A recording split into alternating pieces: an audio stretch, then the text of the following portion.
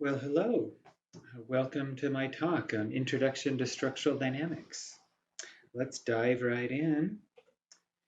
In structural dynamics, we're usually worried about one of three things. The most common is failure of a structure. One of the most notable failures is the Tacoma-Narrows Bridge that wasn't designed to properly account for wind loading on the bridge. And a short time after it was built, the wind caused a vibration that caused the structure to tear itself apart. But this bridge isn't the only thing that suffered a vibration failure. This kind of thing happens with launch vehicles, um, and it happens with all kinds of machinery, cars, airplanes, wind turbines, a variety of things. And so a lot of effort goes into designing structures so they can survive these dynamic loads. Sometimes we're not concerned with failure, we just want our structure to sound good. For example, a Lexus wouldn't sell very well if it sounded like this.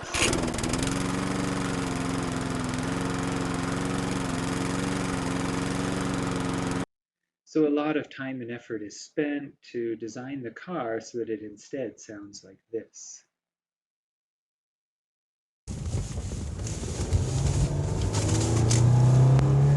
Right, now that's a sound. That design is totally different if we're designing a Harley Davidson or some motorcycle or some other vehicle. And then last of all, dynamics allows us to understand the performance of various things. So for example, golf vibration is used to design a golf club shaft to have the right stiffness so that the shaft unflexes just before it hits the ball so that we can hit the ball straight.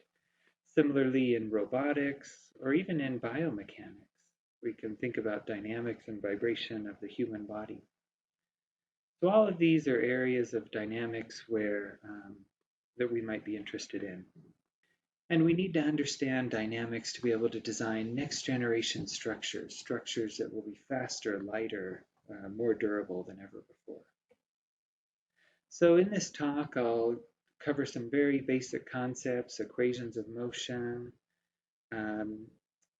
various things like that. And then we'll focus on defining what a mode of vibration is and how that's used. We'll talk a little bit about how that can be extended to nonlinear systems and some other advanced topics. So diving right in, what's an equation of motion, right? It's an equation that's a force balance. We have the sum of the forces as mass times acceleration. And so many of you have seen this simple example before. We have a mass and a spring and a damper. And those exert forces. And if we balance all that up, we get an equation. And it relates the displacement of the structure and velocity and acceleration. So this equation of motion can be used to find what the structure will do given a certain starting point. For example, if we knew that if we took this mass and we displaced it upward at rest, so the velocity is zero, we don't have any applied forces and we just let it go, you can imagine that we'll see some vibration as this mass goes back and forth, back and forth. If the dash spot's active, then that vibration will get lower and lower in amplitude until it dies out. Right, so physically this is pretty easy to imagine, right? We displace it, mass spring damper, that spring causes it to come back and forth across the equilibrium. The same is true for multi-degree of freedom systems, if we have many masses and many springs joined together. And complicated structures, for example, a finite element model, is just a way of modeling a structure where each node is kind of like a mass, and there's a network of springs connecting all the nodes. And so you can use this same approach and these same types of equations, they have the exact same form, even if M is a 1 million by 1 million matrix describing the displacements of all the nodes in a complicated model. All right, but before we go there, let's just talk about this single degree of freedom system. We said physically what it does. Mathematically, we can deal with this by finding solutions for this equation. So if we divide through by the mass, we often put the equation in this form, where we define two important parameters, the natural frequency and the damping ratio. And the natural frequency controls how quickly those oscillations happen, and the damping ratio controls how the oscillations die out. Do they stay strong for a very long time, or do those oscillations die out quickly? And it's a function of the damping, the dashpot in the system. All right, so once the equation's in this form, you can go to a math book and find out that the solution has this form. So we have an oscillating part that could be a sine or a cosine or both. And we have this decaying part, e to the negative something times t. These are real numbers. This is a decaying part. So that's the part that gives us the envelope, and the other terms give us the oscillation. And here's just an example. If we had no damping and some initial conditions, then the initial displacement and velocity affect the strength of the cosine and the sine terms. And we get an undamped oscillation. All right. So that's the basic form of the solution. One thing that's helpful mathematically is to rewrite that using Euler's identity. With Euler's identity, we recognize that a cosine or a sine can both be written as a term e to the I theta, or e to the I omega t in this case. And that's helpful because we have an exponential here. And so if we write the cosine and the sine as exponentials, we can simplify this whole equation into some complex amplitude that could be a mix of sine and cosine. So this arrow here is like a complex amplitude, or this point here is like that vector. And the e to the I theta, or e to the I omega t, just causes this vector to rotate in space. And it rotates counterclockwise. This animation does it the opposite way.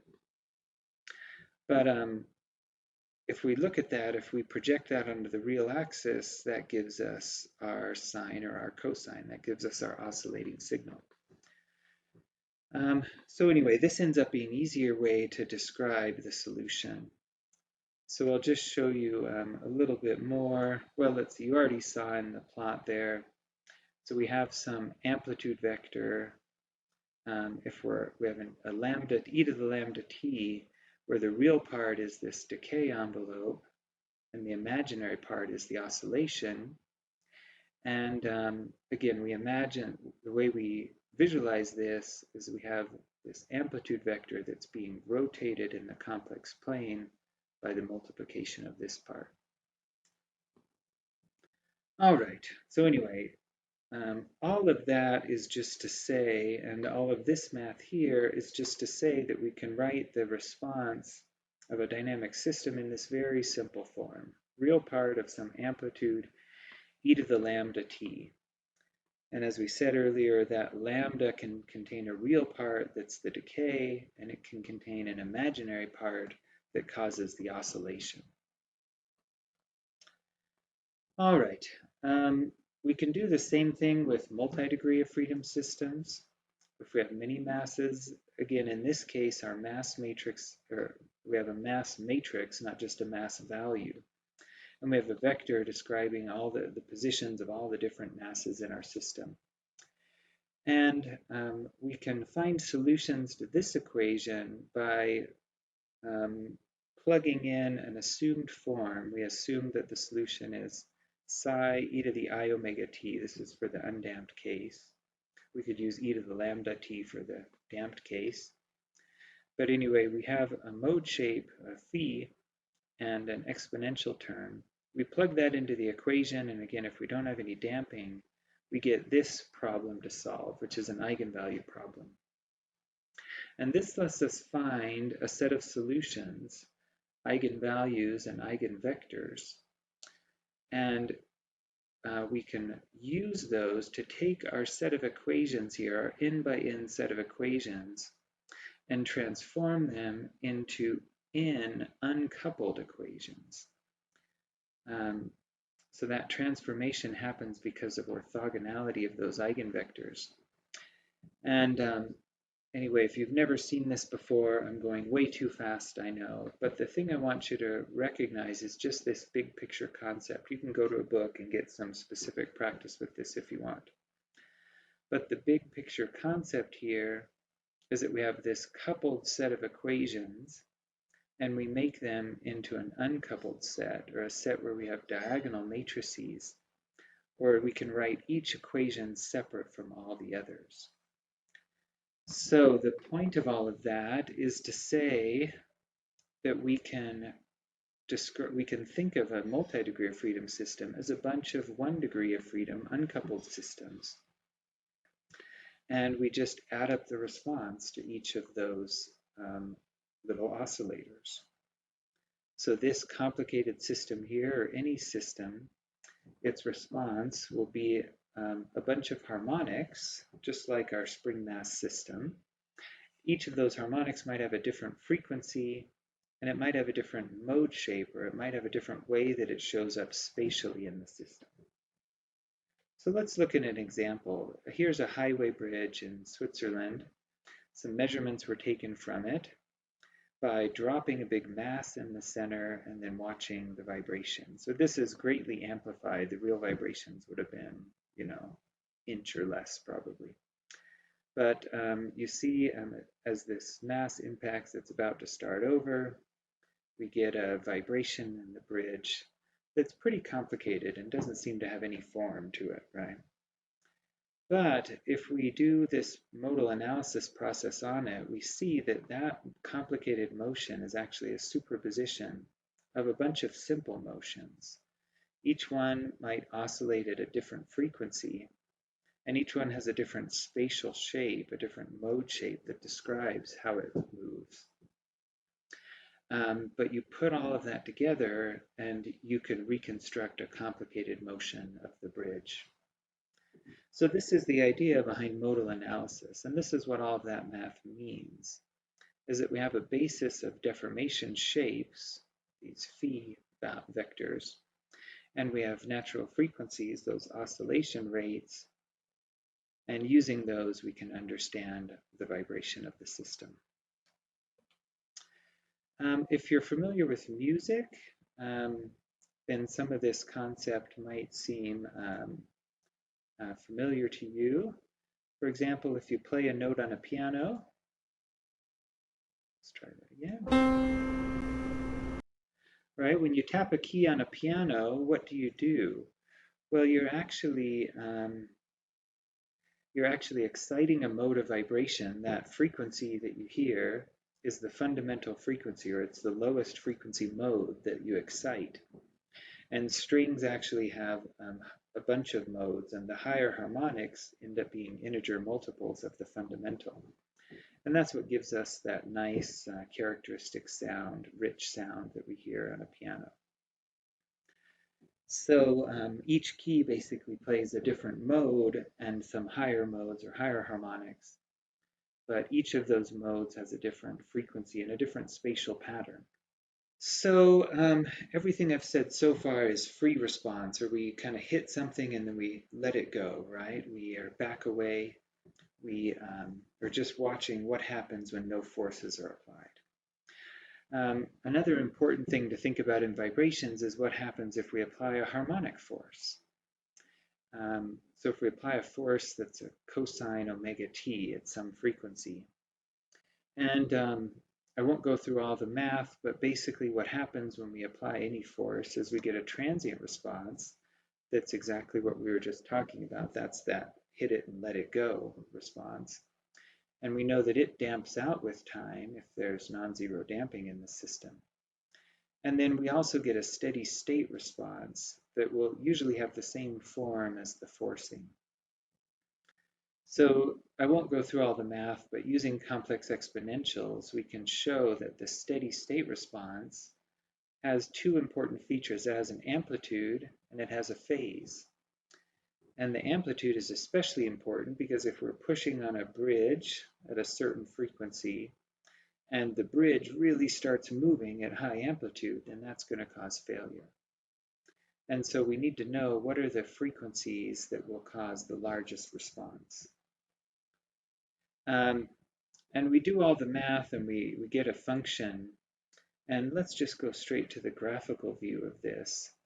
This amplitude of vibration we can draw versus the frequency of excitation, and we see that there's a big spike in it. And when we're pushing at the natural frequency, or the frequency that that mass would want to go if we just pushed it and let it go on its own, when the forcing is near that frequency, we get a resonance, or we get a large amplitude of motion. This is what happens when you push a kid on a swing, right? You push at just the right frequency, they go higher and higher and higher. Each time you put a little more energy in. And mathematically, this is what that looks like. But again, we can think of it graphically as just kind of like a very narrow filter, right? That accentuates the force that's near the resonance frequency. And then it might attenuate or not, at least not amplify forces at other frequencies. So this is a single degree of freedom system, a one mass system. If we have a multi-degree of freedom system, we can go through some math, and I won't go through it right now, but that says that we'll have the exact same thing happen, except we have multiple frequencies where that resonance can occur. So the response is just a superposition of all of these modes. We can use that to perform experiments. So suppose we wanted to measure the modes of vibration of this rocket. We could apply a force at some point. We could measure the amplitude of the response, and then we could increase the frequency of the force. And at each point, measuring the steady state amplitude of vibration of the response. And we could create a graph kind of like this. And based on what we just saw, we know that each time there's a peak in that graph, that must correspond to a certain mode of vibration. And if we freeze the forcing at one of these frequencies, and we look at how the structure deforms at multiple different points, that gives us a measure of the mode shape. So this is the idea of experimental modal analysis. We take a measurement like this, and by the way, we can actually take transient measurements and use a Fourier transform to do this, but I won't go into that. And we decompose them into their different modes. And each frequency is a natural frequency of the system, and each mode has its distinct shape. And so, for example, with this rocket, having done this test, we would know that if we need to mount a pump or some device that's going to apply a harmonic force, our best place to mount that would be, or to design that pump to have an operating frequency right in this range, right? If we did that, it wouldn't excite any of these resonances so much, right? So that's the idea of using measurements to identify modes. And so this mode is a really powerful concept for a linear system. It allows us to understand the transient response, the forced response, and even for multi-degree of freedom systems, we can break it into these simple ideas of a deformation shape and a frequency. So this idea is so powerful, we'd love to be able to use this for nonlinear systems as well. And what do we do in that case? Well, if we have a nonlinear system, the system is linear because all we have in the equation of motion are constants times the state, z, z dot, z double dot. And that has this known form of a solution. If the system is nonlinear, for example, if we had some z dot squared or z cubed type terms in it, then there might be some special cases where we could write a mathematical function for the solution, even for the unforced case, right? But those are just special cases. In general, we don't know what form the solution will take. And even worse, if the nonlinearity has some arbitrary form, and if we want to think about forcing, usually we're forced to just think about solving this numerically. But in many cases, the nonlinearities are weak enough that when we calculate that response, even for a nonlinear system, it might have this form that we're used to. It might look like a decaying exponential. And in that case, we can think about this as being maybe a quasi-linear system or almost linear system. And so any nonlinearities would just change the effective frequency or the effective oscillation rate and the effective damping, or how quickly those oscillations die out. And if we think of a system that way, a nonlinear system, we can think of kind of like a linear system, only usually these parameters, the natural frequency and damping, will be amplitude dependent, or the bigger the vibration gets, usually the larger, though sometimes the smaller, the frequency or damping might become. So this is a powerful concept. And how do we deal with this mathematically, though? How can we actually say for a given system what will happen? The basic approach is to take that nonlinear equation of motion, give it some initial condition or some forcing, and then calculate the response. And then we can take the response and we can look at it at any instant in time and see what the oscillation frequency is, see how things are damping out. Basically, simulating experiments that we might do on the structure.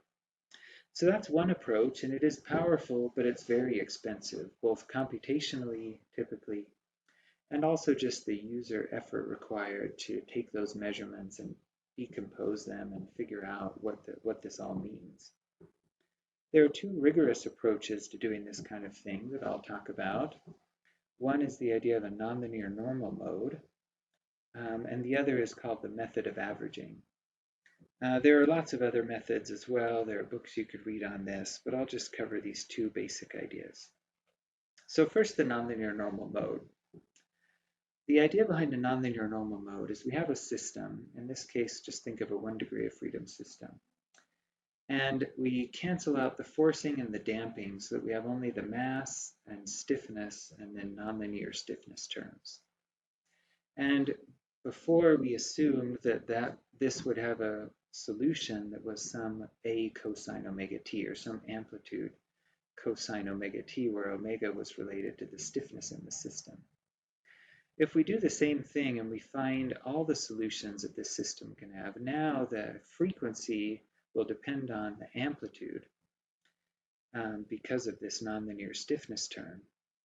But we can create a plot that says what's the frequency that this system will vibrate at as a function of energy, or as a function of amplitude, of how far I displace the mass.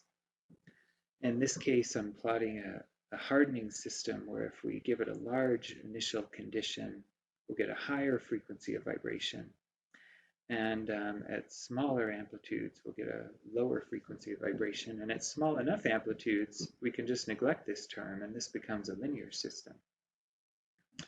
So we call this curve that connects all of these responses a nonlinear normal mode.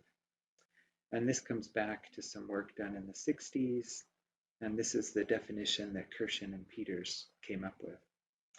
Once we have that, it's really powerful, and we have a lot of the ideas that we had for linear systems that transfer here. For example, what if we put the forcing and the damping back in? In that case, we could find these red curves. These are frequency responses, or these say how large is the amplitude of vibration for a given forcing frequency. And these curves are more complicated than they were for a linear system, but they all have something in common. As we increase the amplitude of the force, we always get curves that follow this N and M. So the N and M is a worst case response to the force system. So that's one reason that it's useful. And there are lots of other uses in trying to provide insight into random response and other types of response that we won't go into today. Okay, but again, nonlinear normal mode, it takes the idea of a mode and generalizes it, allowing the frequency and mode shape to be amplitude dependent. And as long as we do that, we can apply some of the reasoning that we have for linear systems. Here's one example from my research. We've been interested in the panels for aircraft, super high-speed aircraft. So if you imagine flow coming over a panel on this aircraft, that flow can excite vibrations in the panel. And we use this type of approach to calculate the nonlinear normal modes. So for a mode of the panel, how will that mode's frequency change as the amplitude of vibration goes up or as the pressure goes up? The simplest model of this is just a clamp beam. And you could imagine this, right? If I take a ruler or rubber band and I push in the center, if I push far enough, I'm going to have to stretch the ruler to get it to go any farther, to deform any more. And so the stiffness goes way up, and you see the frequency of vibration going way up. And the same kind of thing happens in these panels. Initially, they can deform quite easily, but if that deformation gets large enough, the stiffness will go way up. And you can have all kinds of interesting things happen. If you have a curved panel, then these phenomena can flip and the stiffness can go down. And anyway, lots of interesting things that we won't go into today.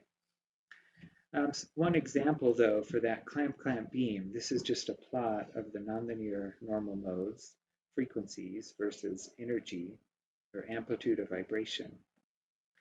And if we're at low amplitude, we just see that simple deformation of the beam that we're used to. And if we go to higher amplitudes, we can see something kind of similar. Though if you look really carefully, you can see this shape kind of flattening out at the extremes due to that axial stretching. But these are both solutions to that differential equation. So these are steady state responses. And so it would be possible maybe to apply our harmonic force and to get the system to respond like this. And this one curve tells us all the different responses, the frequencies they would have, and pictures like this tell us the shape of deformation or the stresses when that happens. So that's something really powerful. We can also get something called internal resonances or interactions. This is an interaction between the first and third mode, where at this frequency, we're getting a mixing. Here it's almost purely third mode, but we can get a mixing of first mode and third mode. So we no longer have independence of the NNMs. All of this is summarized on this plot, but I won't go into it in lots of detail. But at each, at different points on these curves, we could plot the shape of deformation, and we could see how that evolves as energy increases or amplitude increases. So an NNM is a very powerful framework. It lets us understand all the different responses that this beam, this simple structure, can have. And just looking at this curve, we can understand what might happen over a wide range of forcing or vibration amplitude and the different modes or the different frequencies, how that might respond. So this idea of a mode is powerful and it extends to nonlinear systems. A quick caveat though, the NNMs aren't orthogonal, so we can't use them to uncouple the equations of motion in general. There are some special cases where we can. And can we use superposition to find the response as we did for a linear system? Usually not, because these internal resonances, for example, this is a case of coupling that doesn't lend itself to superposition. But there are special cases. For example, at points A and D, superposition actually might give us a pretty good idea what the response is. So there are some special cases. And if nothing else, they give us a map, a way to make sense of this complicated system and to kind of imagine what are all the range of responses that this nonlinear system might have. Okay, so that's the idea of an NNM. The method of averaging leads us to something similar, but does it in a different way. The idea there is we have our nonlinear equation, and our question is, can we find a linear system with amplitude-dependent stiffness and damping that approximates this nonlinear system? So we imagine that if we solve this equation, we get a response that looks kind of linear, only the natural frequency and the damping might be functions of amplitude.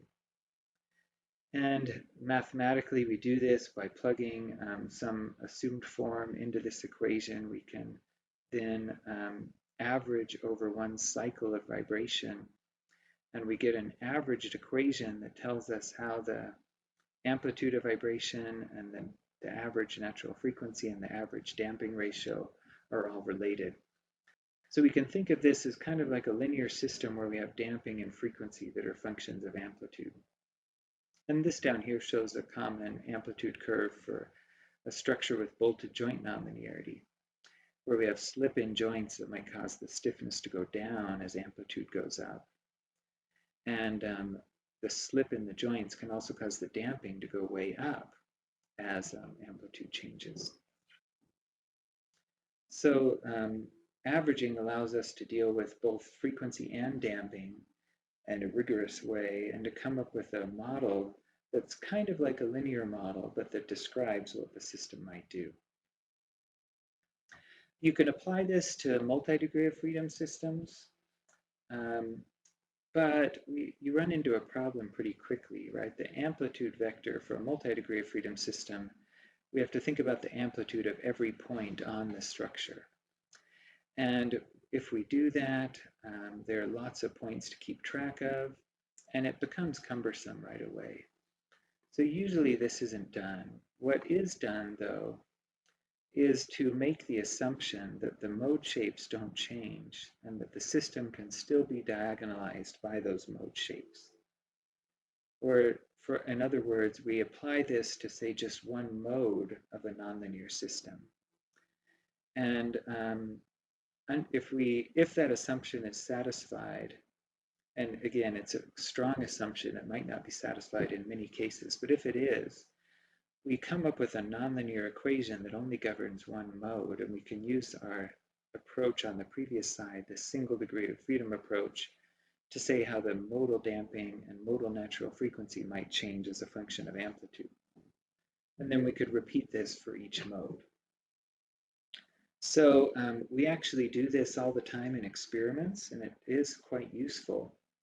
So here's an example of a nonlinear structure. It's a beam with 3 bolts, and slip it near those bolts causes the structure to behave nonlinearly.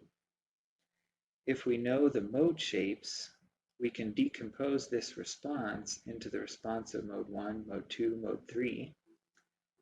And then we can create a map from the data for each of these that says how each natural frequency changes with amplitude and how each damping ratio might change with amplitude.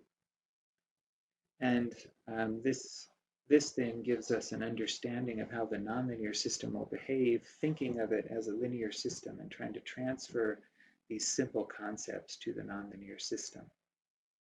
Here's one test case for you. This is 2 catalytic converters. So these are at the front of the exhaust pipes in an engine. So if you had a V6 engine, your engine block would be sitting here. Here we just have a little piece of metal in place of the engine. Then you'd have one of these bolted on each side, and they would connect to other pipes that would carry the exhaust out of the engine. So we had these components. We performed a test with several sensors, and then hitting this at various different places, different directions, and then looking at one of the modes, looking at the mode of vibration where these catalytic converters are kind of flapping apart and putting a lot of stress on the joints and on the bolts. And if we did that, what we found is that we could hit it at lots of different places with lots of different strengths, and we always got about the same damping versus amplitude curve. And so that implies that the equation of motion for that mode was independent of what all the other modes were doing. Because as we change the point that we excite it and the force level we excite those other modes to different amounts, and yet this equation is unperturbed, we're seeing in this case. And so when this is the case, this is a powerful way to come up with a model for a system. And even if there is coupling, this might be a good start because we could at least try to characterize what each mode does individually and then maybe add to that some kind of model for the coupling. So that talks about an experiment. How do we do a similar analysis, right? What if we have tested a structure and we also have a finite element model, And we want to try to come up with these frequency versus amplitude and damping versus amplitude curves from a model. We developed one method that that really helps to speed up this kind of calculation. And the basic idea is that as the structure is vibrating, say it's vibrating in this mode, it's just deforming into this shape, and then it's flipping around and deforming into the opposite shape, and then it does it again and again, and so we have cycle after cycle where we go, back and forth in this same type of vibration.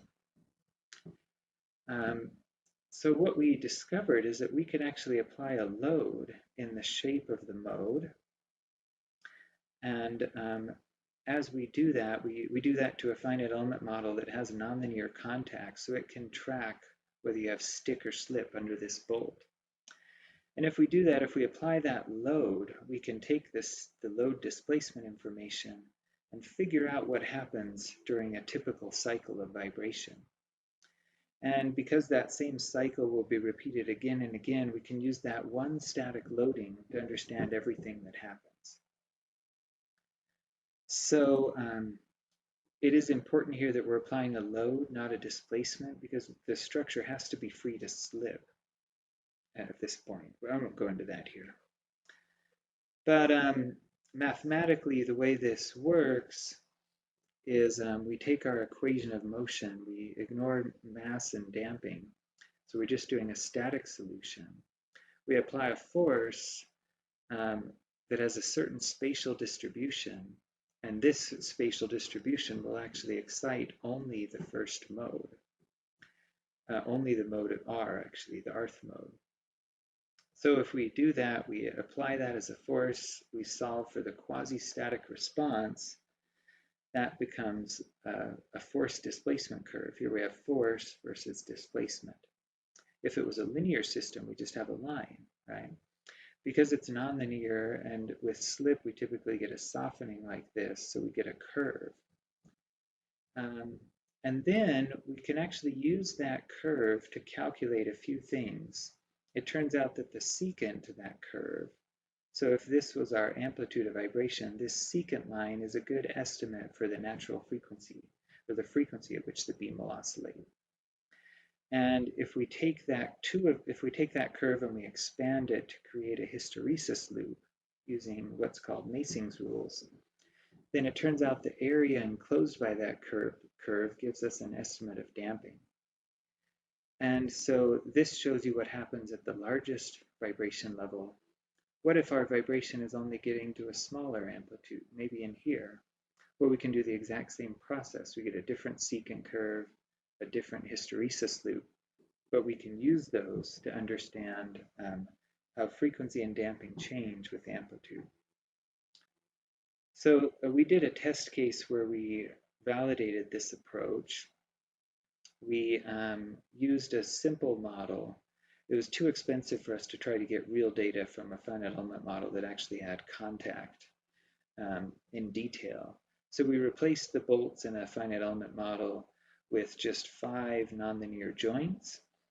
And we ran through this approach where we used quasi-static analysis to try to predict the behavior of each mode. And then we also applied some impulsive forces. So we could look at the free response, the ring down response, and see how well this method actually worked. So if we look at the different modes of the structure, the black lines are what we get by deforming the structure into the shape of a mode and then letting it go, basically. And the orange lines are what we predict from the quasi-static analysis using just one cycle. And we see that we get incredibly accurate results. Everything overlays really well. And we get predictions of frequency and damping with amplitude.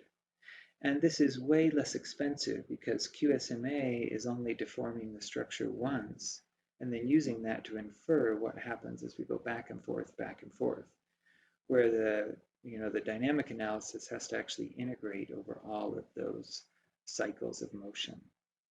So in terms of computation, if we had a full order finite element model, so if we didn't replace bolts with these simple elements. We've reduced it to 5 points of contact, basically.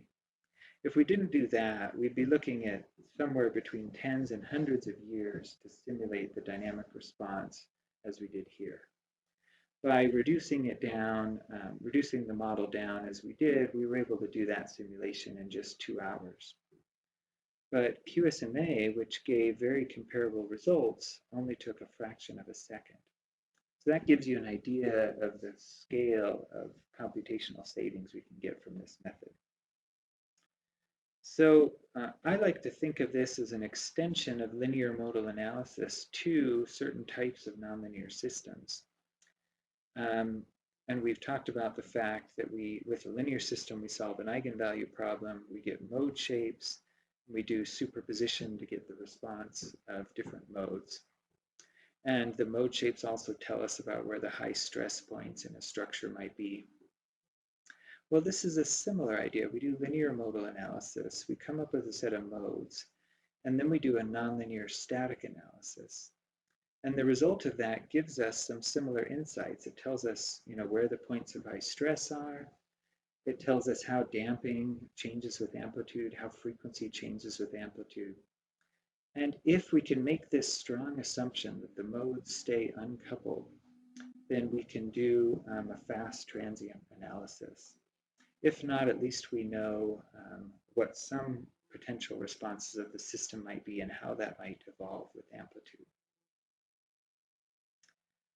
All right, so up until now, we've talked about linear structures, nonlinear structures. We've always been talking about the whole structure, right? The whole rocket, the whole bridge, the whole assembly. The last thing I want to talk about to close is the idea of dynamic substructuring. Or in other words, if we knew the modes of just one piece, say just this booster rocket, and we knew the modes of some other piece, could we put that all together to understand how the whole rocket would move? And this idea is called dynamic substructuring. And we'll just cover the concept at high level. The first thing we have to know is if we want to put pieces together, we have to satisfy two things: compatibility and equilibrium. Compatibility just says that if we assemble these two beams, then the displacement of this end is going to match the displacement of that end, right? So it's just a simple equation that says that those two things have to match. What's maybe less obvious is the fact that if we assemble those 2 points, the forces have to be equal and opposite. So if we add these forces together, those have to sum to 0, because whatever force is exerted on point 2 has to have come from point 1 and vice versa. So substructuring is really just a process of enforcing equilibrium and compatibility at the interfaces between parts. Now, if all we know about a structure are its modes, then remember we have this set of uncoupled equations for the structure, right? So if we have 2 different structures and we know their modes, we have 2 sets of uncoupled equations, one for each mode. And if we put them all together, we might get a set of equations like this. And these are all diagonal equations. Every one of these equations is independent of every other. So this is nothing more than the equations for 2 separate structures that are side by side, but not touching, not interacting. If we want to put them together, assemble them, we have to apply constraints. And notice that these constraints, or in other words, equal displacement like we see here, in general, they can be written in this matrix form that says that we have some matrix of numbers times the displacements of the 2 structures, and that has to be equal to 0. So what that lets us do is assemble a set of structures just using a coordinate transformation. So we have, again, the equations for the 2 structures. We can write them in a general form this way, where here I'm breaking the forces on the right-hand side into 2 parts. The G's are the constraint forces, or the forces between the structures, and Q is anything else, any other forces that we might apply. And so we have this equation to satisfy, and we know that we also need to satisfy some kind of equilibrium. We need the structures not just to be side by side, but we need to have them moving together at any point where they're attached. And I won't go through all the math in detail, but it turns out we can satisfy that using a special matrix L and a coordinate transformation, where we say the old coordinates of the two structures when they were unassembled is some matrix times a vector of new coordinates. So for example, if we had two nodes on a structure and we're putting them together, in the assembled system, we can't have those two coordinates be separate. We just need one or the other, and then the other one will be forced to be equal. So that's the idea here. And if we plug this into the equations up above, we get an equation that now always satisfies compatibility. And so the only thing we have left to deal with is GM, and there should also be a QM here. And it turns out we can deal with that by multiplying everything by L transpose. I'll show an example of that later. We won't explain why. We have to cover quite a bit more to explain why that's the case. But it turns out that this does work. And so we start with this uncoupled set of equations. We basically just apply a few mathematical operations, and now we have a set of equations of motion that govern the assembled system, where all the interfaces move in the way they should and everything moves as it should. Okay, so that's the basic idea. And I'll show you an example. If we go back here, we saw compatibility and equilibrium. In this case, compatibility looks like a matrix that's 1 minus 1. If we multiply that by our vector of u's, we get u1 minus u, or u2 minus u1 is equal to 0, or that the displacements are equal. And similarly, the L matrix for this B matrix would be 1, 1, column vector. And so if we transpose that, that basically tells us that the sum of these two forces has to be equal to 0. So this just shows you a case where this is satisfied. And notice we said that B was in the null space of L, or L was in the null space of B. If we took B times L, we'd get 1 minus 1 times 1, 1, or just 0. All right, so how does this work in practice? Let's take just a really simple case study, a cantilever beam and another cantilever beam that we want to stick together at their free ends. So let's say all we knew were the first 3 bending modes of beam A and the first 5 bending modes of beam B. I do 3 and 5 because this beam is shorter, it'll have higher frequencies. So if we do that, we get all the modes up to some maximum frequency of interest. If we do that, and we have 3 equations for this, 5 equations for this. So, we'd have 3 by 3 matrices and 5 by 5 matrices. We'd have to satisfy some constraints at the point where the beams come together. If we do all of that, we get estimates for the natural frequencies of the assembled system. And then here I put the true ones, but I know the truth that I would get if I just built the model without breaking it in 2 pieces. And so we see we get a little bit of error, but we get pretty good approximations for the first 3 modes of our assembly. So again, just knowing the modes of the 2 parts, we can predict the modes of the assembly, right? And that's what we set out to do. Now we did get pretty good accuracy, but not great accuracy. There are other methods that we could use that would get amazing accuracy. And I won't go into those in detail, but I will just say that the big difference is that rather than just taking the modes, they also took some other vectors that account for static effects that we get when we apply a force at the interface. How does the structure statically deform? So for example, in the Hurdy-Craig-Bampton method, rather than taking free modes, you'd actually fix both ends of both of the beams and get the fixed interface modes. So this is what the vibration modes would look like if we fixed both ends. So here we have 2 modes, here we have 4, and that's what they would look like. And then the static shapes that we add in are the shapes the structure makes if we just move one of those coordinates at a time. So in this case, we deform the end, we rotate the end. We take these shapes as well and treat them kind of like modes. And if we put those in, we get this amazingly good accuracy. So the concept I just wanted to cover is that the missing ingredient, modes were still the key ingredient, but we did have to add in this ingredient that involves displacements at the interface. And if we put those 2 things together, we get a great model for the system. All right, so just wrapping all of this up, a mode is a super powerful concept. It helps us understand all kinds of things in structural dynamics. It helps us understand the free response. If we deform a structure and let it go, that's a superposition of modes.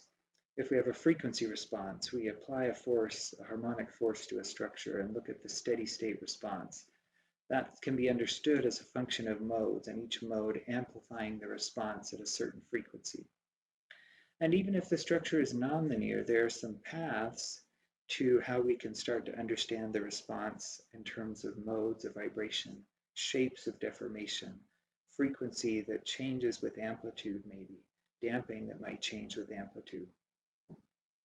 So we can put all of that together and understand how things happen. And then last of all, we talked about the fact that we can assemble a structure. If we know the modes of all the different pieces, we can assemble those and predict how the assembled vehicle will move when it flies. And we can use that to understand whether it breaks, the noise it makes, all these different things. So I hope this gave you a high-level overview of structural dynamics. Hope this was helpful. And if you have any questions, I will see you at the question and answer session.